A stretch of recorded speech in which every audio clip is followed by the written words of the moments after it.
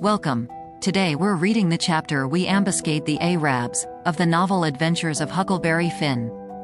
Now, sit tight and let's get into it. Well, I got a good going over in the morning from old Miss Watson on account of my clothes, but the widow she didn't scold, but only cleaned off the grease and clay, and looked so sorry that I thought I would behave a while if I could. Then Miss Watson she took me in the closet and prayed, but nothing come of it. She told me to pray every day, and whatever I asked for I would get it. But it warn't so. I tried it. Once I got a fish line, but no hooks. It warn't any good to me without hooks. I tried for the hooks 3 or 4 times, but somehow I couldn't make it work. By and by, one day, I asked Miss Watson to try for me, but she said I was a fool. She never told me why, and I couldn't make it out no way. I sat down one time back in the woods, and had a long think about it. I says to myself, if a body can get anything they pray for, why don't Deacon Wynne get back the money he lost on pork? Why can't the widow get back her silver snuff box that was stole? Why can't Miss Watson fat up? No, says I to myself, there ain't nothing in it. I went and told the widow about it, and she said the thing a body could get by praying for it was spiritual gifts. This was too many for me, but she told me what she meant. I must help other people, and do everything I could for other people, and look out for them all the time, and never think about myself. This was including Miss Watson, as I took it. I went out in the woods and turned it over in my mind a long time, but I couldn't see no advantage about it except for the other people. So at last I reckoned I wouldn't worry about it anymore, but just let it go. Sometimes the widow would take me one side and talk about providence in a way to make a body's mouth water, but maybe next day Miss Watson would take hold and knock it all down again. I judged I could see that there was 2 providences, and a poor chap would stand considerable show with the widow's providence, but if Miss Watson's got him there wa'n't no help for him anymore. I thought it all out, and reckoned I would belong to the widow's if he wanted me, though I couldn't make out how he was going to be any better off then than what he was before, seeing I was so ignorant, and so kind of low down and ornery. Pap he hadn't been seen for more than a year, and that was comfortable for me. I didn't want to see him no more. He used to always whale me when he was sober and could get his hands on me, though I used to take to the woods most of the time when he was around. Well, about this time he was found in the river drownded, about 12 mile above town, so people said. They judged it was him, anyway, said this drownded man was just his size, and was ragged, and had uncommon long hair, which was all like Pap, but they couldn't make nothing out of the face, because it had been in the water so long it wasn't much like a face at all. They said he was floating on his back in the water. They took him and buried him on the bank. But I warn't comfortable long, because I happened to think of something.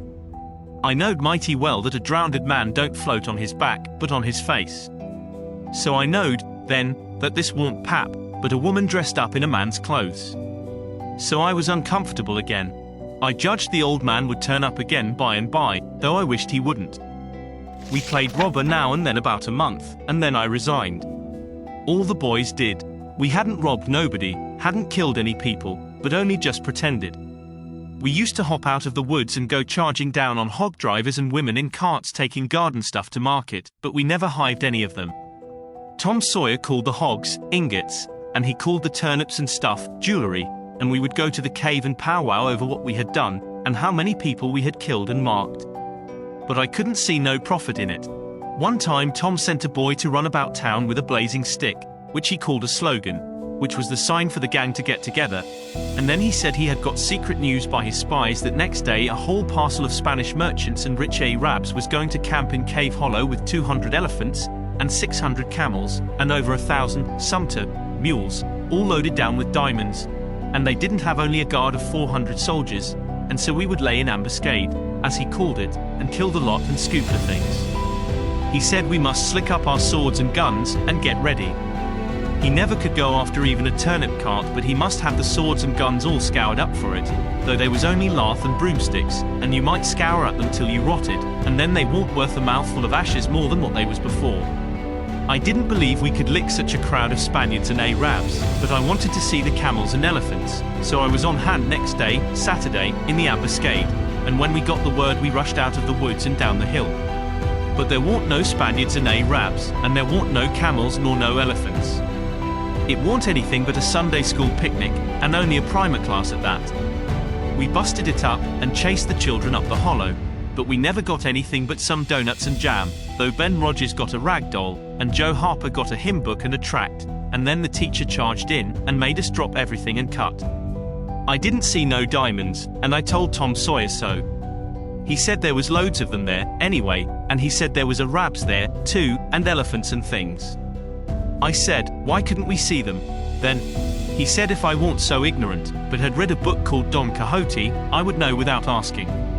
He said it was all done by enchantment. He said there was hundreds of soldiers there, and elephants and treasure, and so on, but we had enemies which he called magicians, and they had turned the whole thing into an infant Sunday school, just out of spite. I said, all right. Then the thing for us to do was to go for the magicians. Tom Sawyer said I was a numbskull. Why, said he, a magician could call up a lot of genies, and they would hash you up like nothing before you could say Jack Robinson. They are as tall as a tree and as big around as a church.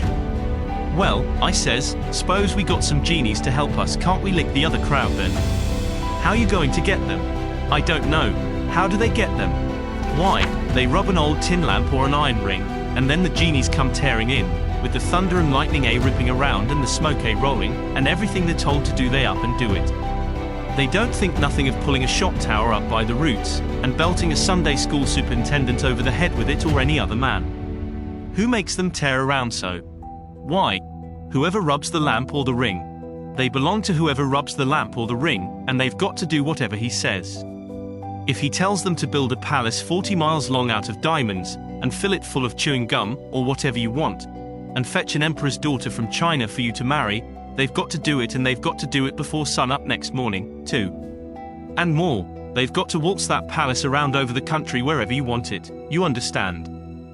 Well, says I think they are a pack of flatheads for not keeping the palace themselves, stead of fooling them away like that. And what's more, if I was one of them, I would see a man in Jericho before I would drop my business and come to him for the rubbing of an old tin lamp. How you talk, Huck Finn. Why, you'd have to come when he rubbed it, whether you wanted to or not. What? And I as high as a tree and as big as a church. All right, then, I would come, but I lay I'd make that man climb the highest tree there was in the country. Shucks, it ain't no use to talk to you, Huck Finn. You don't seem to know anything, somehow perfect saphead.